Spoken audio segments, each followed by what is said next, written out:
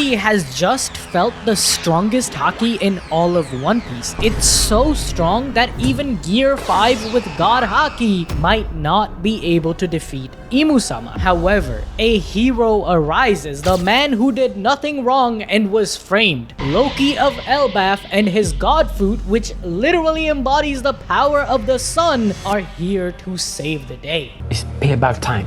Before that though, this chapter reveals even more about Imu's true devil powers, as Dory and Brogy, who were already one of the strongest giants, have been supersized by Imu, now going after the very men who looked up to them. As they trample over Oimo and Kashi, they scream how Ja Rule, the elder whom they looked up to, is way too weak, and it is time for strong warriors to become kings of Elbaf and dominate the era through brute strength. This is their will being flipped, or rather, Imu has brought out and supercharged the negative aspects of their personalities. While the giant culture values strength and takes pride in that, they know not to value it so much that it starts to oppress others. Dory and Brogy fought against each other for 100 years to see who was stronger, not use that strength to belittle a weaker human. But now their personality has reversed, where that tiny amount of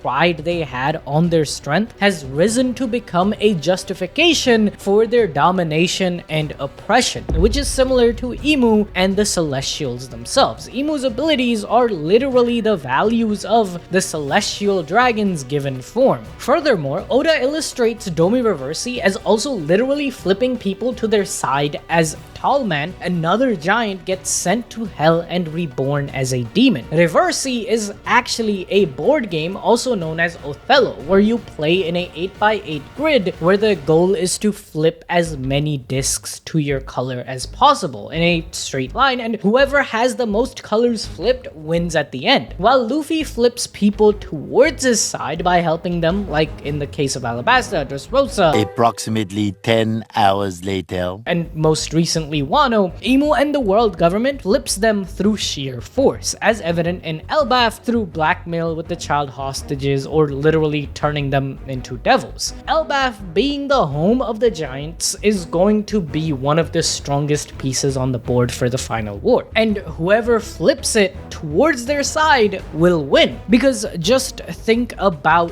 the Marineford War, okay? You have Ors Jr., who is an ancient island puller. He was so big that all of these big shots in Marineford, it was so hard for them to fight against him. He was the first one who allowed Whitebeard's forces to break through some of the Marines' toughest defenses. Now imagine Imu turning the giants into his pawns through their Domi Reversi powers, and they're all like Ors Jr. size or even bigger.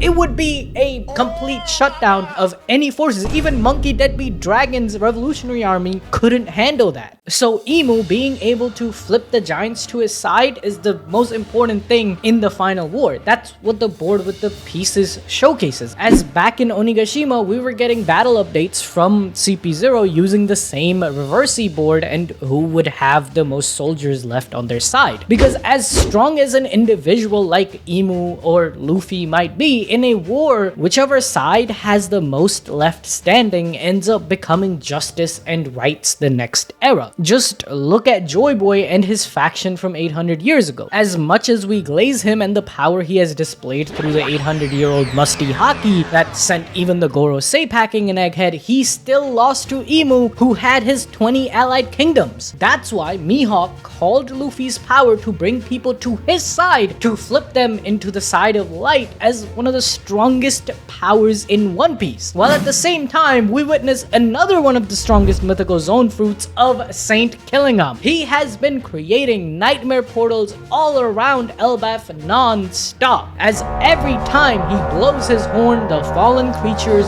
born of malice rise up again. And Killingham's hybrid design is a certified banger. He looks like an absolute menace, and with those shark teeth, honest, is giving me Fishman vibes, man. Do you think a celestial banged a fishman or a mermaid, and that's how Killingham was created?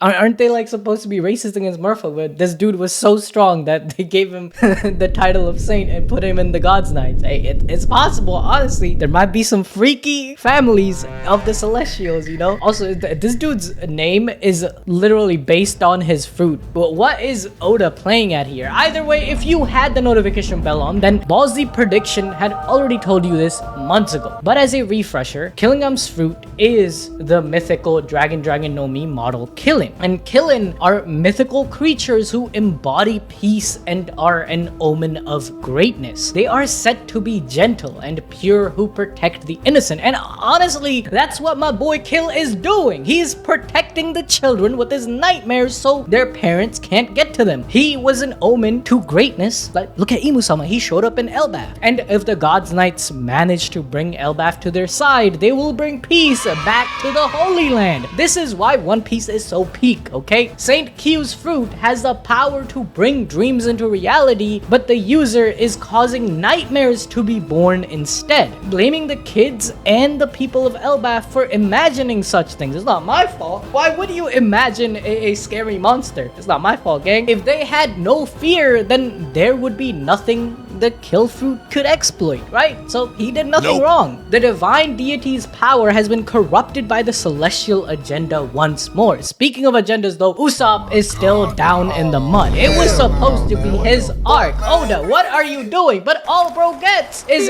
to yell at giants to stop destroying their homeland. There's no pride in that. Please stop. Get out of your thorns and do something, bruh. But this tiny insertion of Usopp by Oda makes me think that this will be one of Usopp's roles in this arc. While Luffy, Loki, and Zoro fight against Imu and the God's Knights, Usopp will have a big role to play as he stands up against all of the different nightmares, destroying St. Q's fissures. To battle and defeat every nightmare, Usopp will have to be brave, right? That's how he's gonna become the brave warrior of the sea and defeating all these nightmares. Things are so dire for Elbaf right now though that even Saint Diddy is like, Imu-sama, maybe we should chill out for a bit, you know? They're already cooked.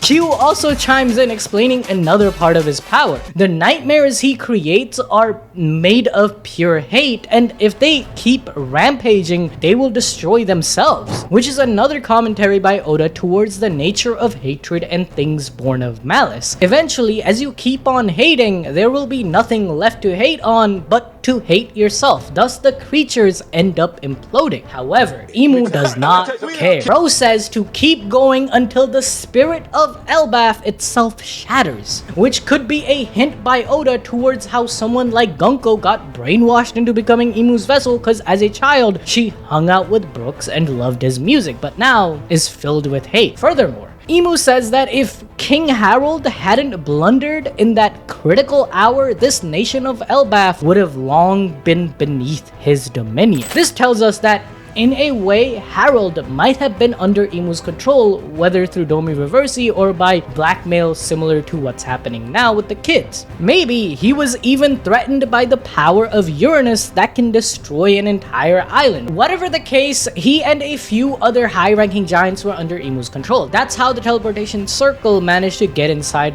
the castle of Elbaf, and Saint Diddy asked Shamrock if he was there to visit Harald's grave, as Shamrock might have been heavily involved with that plot in the past. However, it was unsuccessful because of Loki and his mythical god fruit, which I will explain in just a bit. Before I get down to the underworld though, you guys really need to go to AnimeDrip.shop and check out this fire Nakama shirt. Look how peak this is, chat. And if you use code DEADBEAT, you get 15% off on everything, even these fire black clover designs that Adil himself came up with. Please go and get some merch, support us so Suecia and YouTube can't just like nuke us again. Thank you. A few minutes before the chaos up top, Chopper jumped to save Old Head Gaban. He jumped without thinking. Remember, everything in Elbaf is giant-sized, so the distance from the Sun Realm to the Death Realm is miles apart. Even Chopper with his monster point can't survive such a fall, especially with an injured Gaban. However, under pressure, it looks like Chopper is walking on air, similar to Sanji with his moonwalk, and we know this is one of the Rokushiki powers, so it's not too far-fetched to think that time skip Chopper Chopper has gotten the hang of it, allowing Chopper to activate guard point and save both him and Gabon in the nick of time. While the raccoon dog was in mid-air though, Loki and Hjarden were fighting, with Loki demanding his brother get on his knees if he wants to hear about their father Harald, bro. This dude Loki, oh my god, chill out, bro. While Loki admits he killed Harald, he says that the king was his father too. Before we get to hear more Elbaf lore though, Luffy blurts out randomly that Chopper just fell. Others heard a noise, but they likely shrugged it off as something just happening in the forest with other animals. Luffy though, he knew it was Chopper. How is this possible? On our weekly chapter reaction livestream that we do Thursday mornings, Yusuf and I had a lot of thoughts about this. One of the main possibilities we discussed was that it's due to the voice of all things and Luffy slowly harnessing the powers of God Haki. Before time skip, before Luffy even learned what Haki was, we saw glimpses of it being used by him, like Future Sight against Mihawk in Marineford, which allowed Luffy to not be cut down by the world's strongest swordsman. Similarly, here in Elbaf, after Luffy has mastered the advanced forms of armament through Ryo, the advanced form of observation by using Future Sight, and finally, the advanced form of Conquerors he used against Kaido, Luffy's body and mind are ready to harness the next level of Haki, God Haki. And him sensing Chopper might be an example of this. As I have explained before, God Haki is the ability to tap into the frequencies that reality itself is built of. Because in the world of One Piece, everything has Haki. We learned this through the Breath of All Things and even Mary literally coming to life to save the Straw Hats in Eni's lobby. When one taps into this final form of Haki, they will not only be able to sense information from everything around them, but manipulate it as well. Similar to how Gabon cut off the connection between Imu's immortality powers and Saint Diddy, literally bending the reality crafted by Imu's fruit. Furthermore, there is another power that allows Luffy this special sense. Luffy learnt of Chopper's fall through the voice of all things as the Atom Tree told him Chopper just fell. Remember, all of Elbaf sits atop the Atom Tree. This tree is one of the oldest things in the entire One Piece world. It has existed for thousands of years with giants calling it their home. So if the Going Merry, a ship which the Straw Hats sailed on for a few months, gained life through their Haki, then it also makes sense that the Atom Tree has gained a will of its own. We saw in the Sun Realm the threat Imu and the Gods Knights posed to Elbaf, right? So the Atom Tree itself signaled Luffy that Chopper has dropped. If it didn't, it's very possible for the gang to not go looking for the two. It gets even crazier when we delve into trees and their biology, as pointed out by Basher in chat during the live stream. In our own world, trees are kind of alive, and in certain forests, there is a thing called wood wide web. I'm not making this shit up, okay? As the roots are connected underground by fungal networks, allowing the different trees to share nutrients and send warning signals if they detect threats like pests or droughts. In such cases, there are mother trees or elder trees that play a central role in guiding or nourishing younger ones. In Elbaf, the Atom Tree, as the oldest of all the trees, detected the disturbing events in the Sun World, and after Chopper's fall, was sending out signals of the threat, but Luffy, with his voice of all things, was one of the only ones who managed to sense it. We have seen something similar happen already while Luffy was drowning after Kaido sent him packing, but Momonosuke, who also has the voice of all things, noticed it and saved Luffy. But I think I want to make a whole video explaining the voice of all things in God Haki in a separate video. So hit the like button and let me know if you want that next week, because you know it's break week next week. But while Luffy and the gang left to find Chopper, Loki's Pookie is on the phone again. Instantly, Loki is like, Mosa, I'm busy, bro. Hang up. What are you doing calling me like 2 times in a day? But Mosa says that their hands are full wherever they are and just called Loki to say one thing. The truth is that it looks like Mosa won't be able to use the transponder snail for a while to contact Loki. At first, Mosa was scared, but their conversations together was a calming experience, so Mosa is calling now to thank Loki. Loki instantly crashes out, asking if the nasty business from before propped up again or not in that place. But before he can hear a proper reply, Loki's only friend right now hangs up. I personally thought that Mosa was Gabon or someone someone from the heaven realm. There's another heaven realm on top of Elbaf, but now things get a little more complicated. Another possibility is that it might be a celestial dragon. We know through Midgard, who saved Shirahoshi from Charlos during the reverie, that there are good celestials out there. Plus, right now, my goat, say it with me, Monkey Deadbeat Dragon, and his revolutionary army are causing a havoc in Marie Joie. So that's why the person thinks they won't be able to contact Loki for a while. So maybe Loki was yapping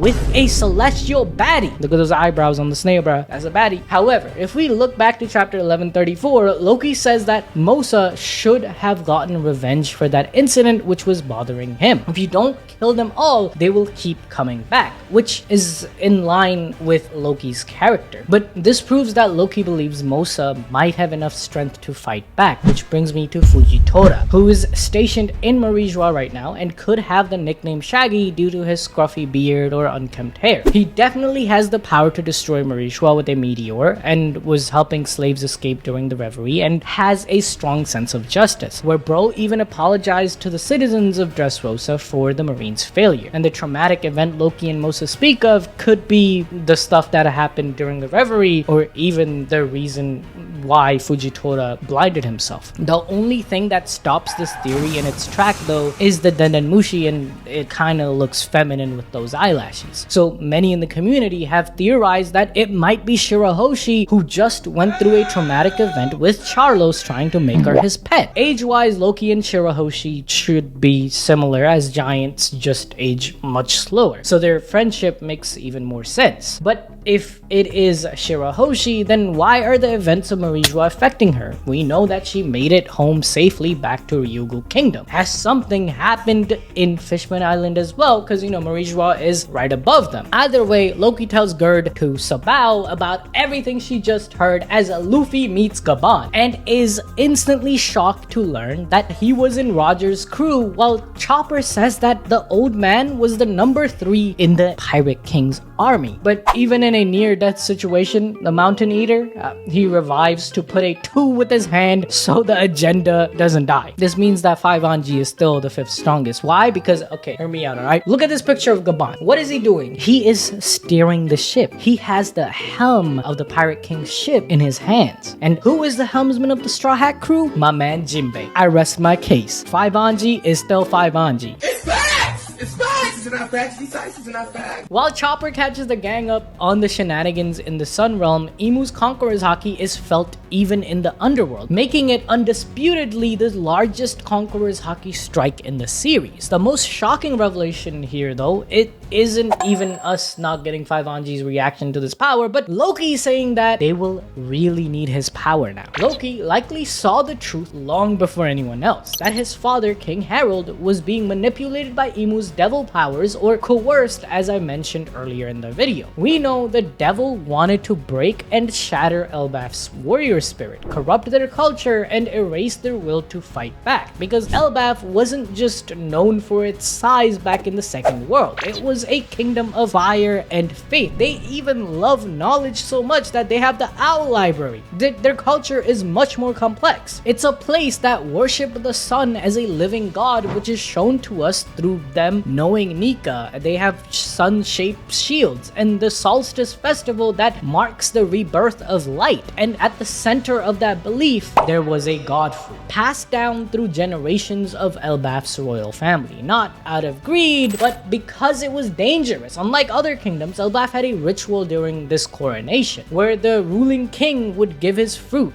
which embodied his will to the next in line. Much like how Blackbeard pirates steal fruits to pass on power, Elbaf likely entrusted it to their bloodline. This god fruit was meant for the eldest son, Hjarden, after King Harald would pass. He was trained and prepared and expected to inherit that godly flame until Loki took it. Whether the fruit chose Loki or he stole it in desperation, one thing became clear. It changed everything for Elbaf. That's why Hjarden, robbed of his inheritance, entered the Flamingos tournament in Dressrosa to claim the Mera Mera no Mi. Basically, if he couldn't claim the original, he would claim its closest reflection. So what could Loki have eaten that made him dangerous enough for Shanks himself to come and stop him? It was the Hito Hito no Mi model soul, a god fruit that doesn't stretch like Nika's but burns like the raw plasma sun. You see, the sun isn't just hot, it's uncontainable. It's a fusion furnace made of plasma, which is the fourth state of matter. And guess what else is plasma? Lightning. And Loki's Ragnir might be a weapon designed to control this godly power, because when Loki awakened, he didn't smile like Luffy, bro, screamed and burned everything around him. The roots of Elbaf's Atom Tree literally caught fire. The fruit wasn't granting power, it was instead destroying everything on sight. Just like Nika makes Luffy laugh, Soul made Loki burn, and he couldn't stop it. And Shanks, the symbolic skull, had to intervene, because in Norse mythology, Skull chases the sun, who is Soul, until Ragnarok. And Loki in this myth becomes fire itself, aiming to burn down Valhalla. In One Piece, that Valhalla is the Holy Land, and we know Loki has beef with the Celestials. Furthermore, this fruit is one of Imu's greatest fears. That's why Elbaf wasn't touched for centuries, because light doesn't just burn, it also exposes things. The sun casts no shadow, and Imu, the creature hiding in the void, can't survive in pure solar truth. Loki knows that now. That's why he killed his father, not for revenge, but to cut the strings of celestial control over Elbaf. He saved his kingdom in the only way he could, through destruction. It's possible that to defeat Imu's control is what caused Loki to tap into the chaotic full power of the soul fruit, which not only turned his father to ash, but saved